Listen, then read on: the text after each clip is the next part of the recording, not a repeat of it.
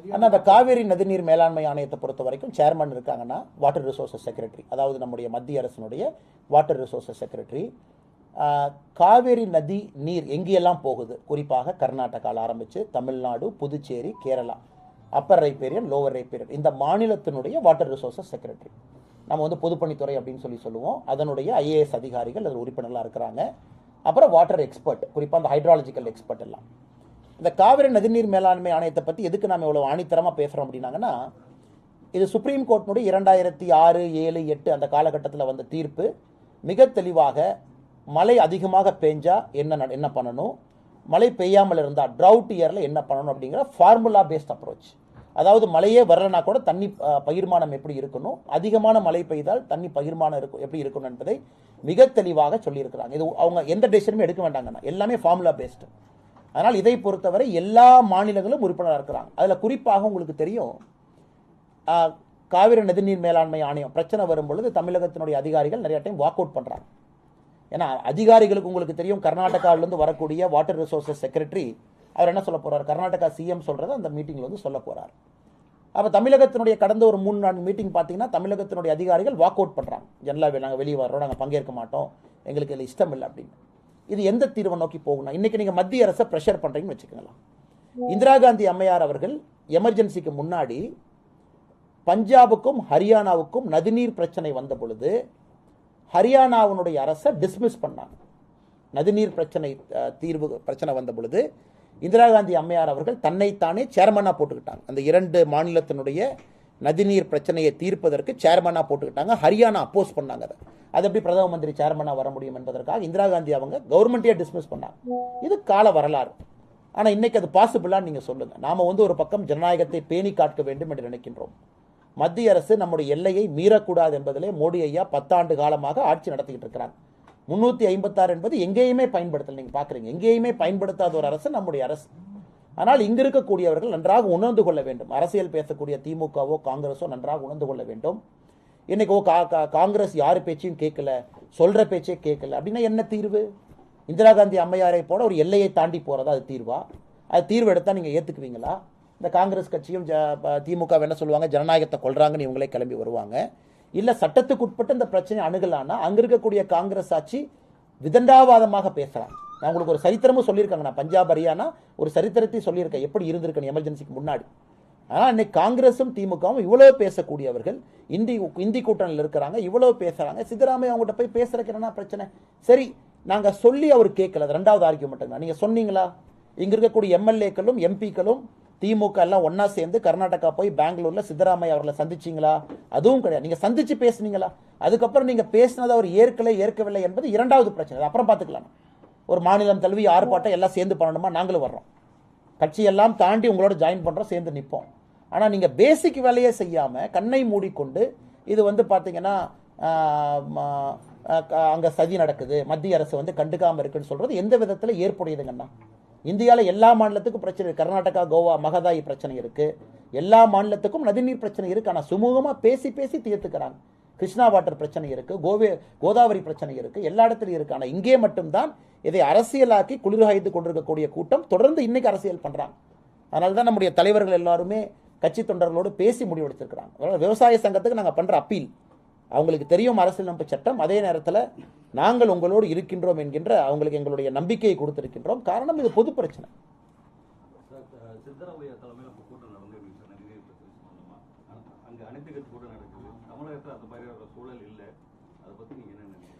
ஆனால் இங்கே என்ன நடக்குது அப்படின்னாங்கன்னா, உதாரணத்திற்கு வந்து ஒரு ஓப்பன் மைண்டடாக ஒரு அரசு பேசுகிறாங்க அப்படின்னா ஓகே. நீங்கள் அனைத்து கட்சி கூட்டம் இதுவரை தமிழக பாரதிய ஜனதா கட்சி 2 முறை பங்கேற்றிருக்கு. இப்போ அனைத்து கட்சி கூட்டத்தினுடைய தீர்வு என்னன்னா, சரி வாங்க எல்லாம் கிளம்பி கர்நாடகா போகலாம், கர்நாடகா முதலமைச்சரை பார்க்கலாம்னா பாரதிய ஜனதா கட்சி நாங்களும் போகிறோம்.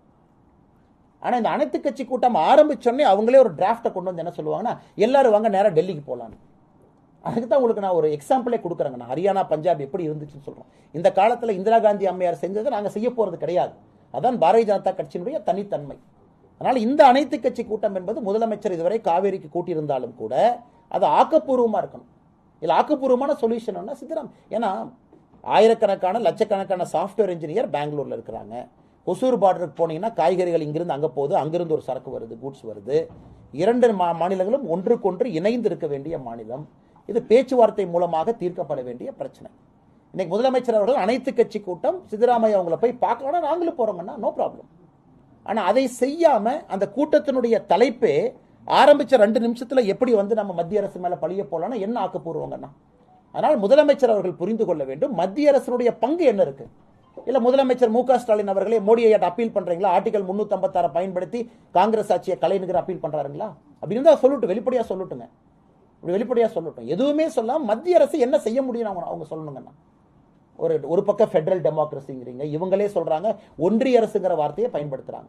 அதாவது மாநிலங்களுக்கு தனி உரிமை இருக்கு, மத்திய அரசுடைய உரிமை வந்து கட்டுப்பாடோடு இருக்க வேண்டும். இன்னொரு பக்கம் 356 பயன்படுத்தக்கூடாது என்று பிரதமர் வந்து ரொம்ப அமைதி காக்குறாங்க. அது மணிப்பூராக இருந்தாலும் சரி, அது வெஸ்ட் பெங்காலாக இருந்தாலும் சரி, எங்க நாடு நடந்திருந்தாலும் கூட ஜனநாயக முறையில தீர்வு கிடைக்கணும். அதனால இதை புரிஞ்சிக்காத வரைக்கும் அரசியல் பண்ண என்ன பண்றதுங்கன்னா நீங்களே சொல்லுங்க.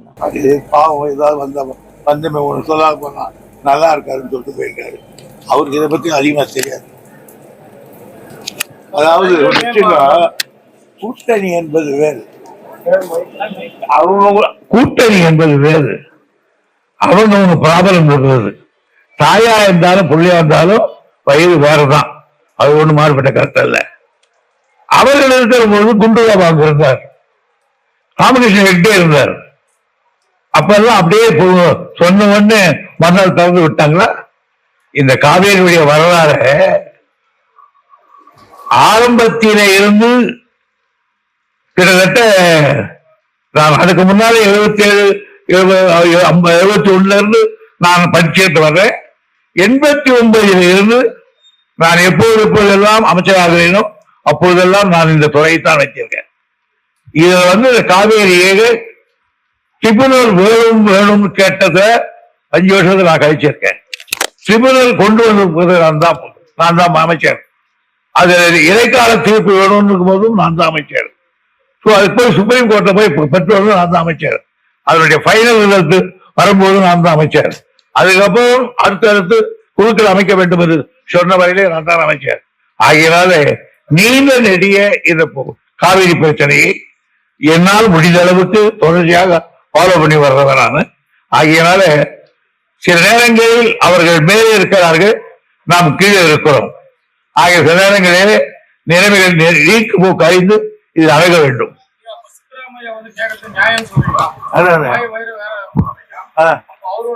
ஆமா, நாம சொல்றது சுப்ரீம் கோர்ட்டு தான் சொல்லணும். சொல்லுது சுப்ரீம் கோர்ட்டே மதிக்க மாட்டேங்கிறாங்க. என்ன பண்ணுவீங்க?